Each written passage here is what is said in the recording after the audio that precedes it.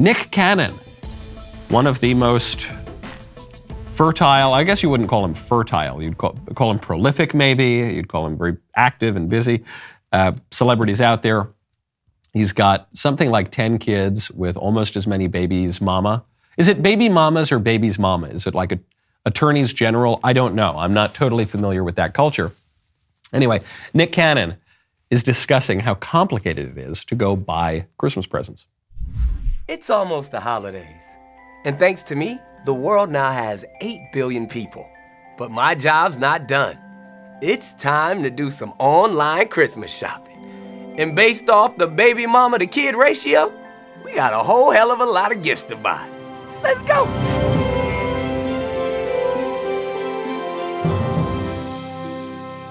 And to start it off, my adorable and jovial offspring gave me a list. Daddy's got this. It's gonna be a merry Christmas. I didn't get none of this stuff when I was a kid. You know what my daddy got me? A stick. He used to call me Stick Cannon. Matthew, Mark, Luke, and John. Oh, those books in the Bible are more kid names. No, I can't afford the whole Lakers. Maybe one of them. I could probably purchase one Laker. All these damn gifts, y'all just don't want to go to college, huh? 12 PS5s? How about I give you a P2.5? I think I got carpal tunnel. Get it? He's got a ton of kids with a bunch of different women, and so he's got to buy all these Christmas presents for them. Producer Danny, who is much more up on pop culture than I am, informs me it's not that Nick Cannon has upwards of 10 kids. Danny seems to think that he's got 11 going on 12 kids. Whatever the number is, Nick Cannon, in a more serious interview, said, quote, "Being a father of multiple kids, it's always the biggest guilt on me is that I don't get to spend enough time with all my children. One, because I'm constantly working, and two, because I'm just spread thin." A lot of people knock Nick Cannon because he goes around and impregnates all of these women and isn't married to them, doesn't form a stable family, and is very irresponsible. The reason I don't go after Nick Cannon as hard as some people do is I always think, at least he doesn't kill the kids. It's sad that that is the bar in our society, but our society murders 850,000 babies a year.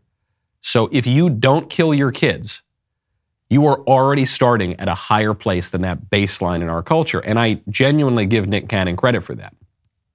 Now, of course, we want to raise our standards a little bit, and the reason that Nick Cannon feels guilt is because he's doing something that is shameful.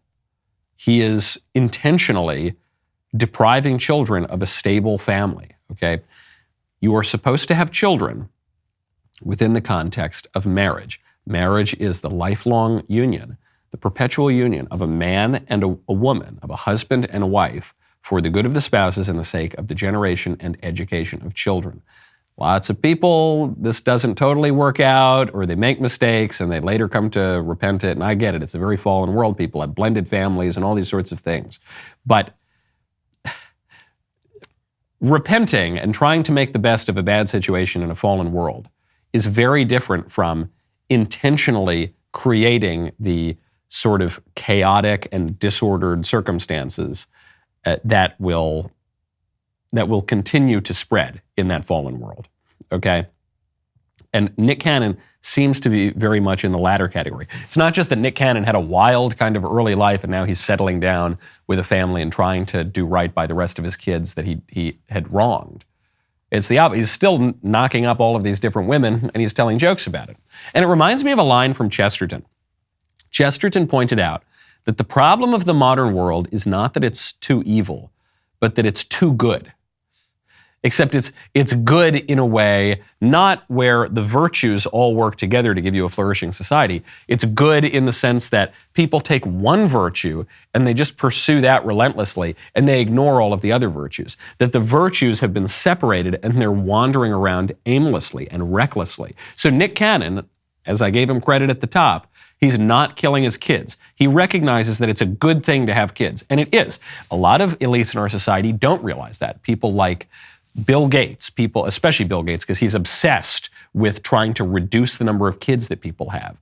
People like our whole contraceptive mentality and our abortive mentality, and the Looney Tunes at the World Economic Forum and the UN trying to push abortion and contraception and deal with overpopulation, that supposed problem. It's a nonsense, of course. Elon Musk points out rightly that the world actually has an underpopulation problem, but that's a topic for another time. So Nick Cannon gets it. He gets that it's good. Be fruitful and multiply. Man is made in the image and likeness of God. It is a good thing to have kids.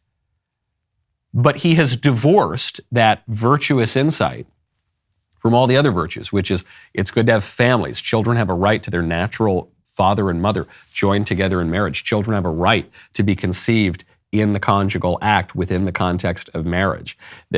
Nick Cannon has divorced the good insight from all of the context surrounding it. So he really ought to correct himself. We all really ought to correct ourselves as well. And we can recognize the right, especially in this crazy world. I'm reminded of a book by Alistair McIntyre. It's called After Virtue, where he describes our current moral situation as people in this post-nuclear kind of apocalyptic world. The whole civilization, all of human knowledge has been blown up, and they find kind of scraps of a science textbook. You know, one equation here, one little commentary on physics here, and from that we've got to piece back together the whole of human scientific knowledge. That's where we are right now when it comes to morality and ethics. Okay, Nick Cannon, it's right. Be fruitful and multiply. Well, what does that mean? Man is made in the image of likeness of God. Great. What does that mean? What does that mean for your family? It means stop going out and trying to find new baby's mama and raise your family and settle down and get married, and within that context, have more kids.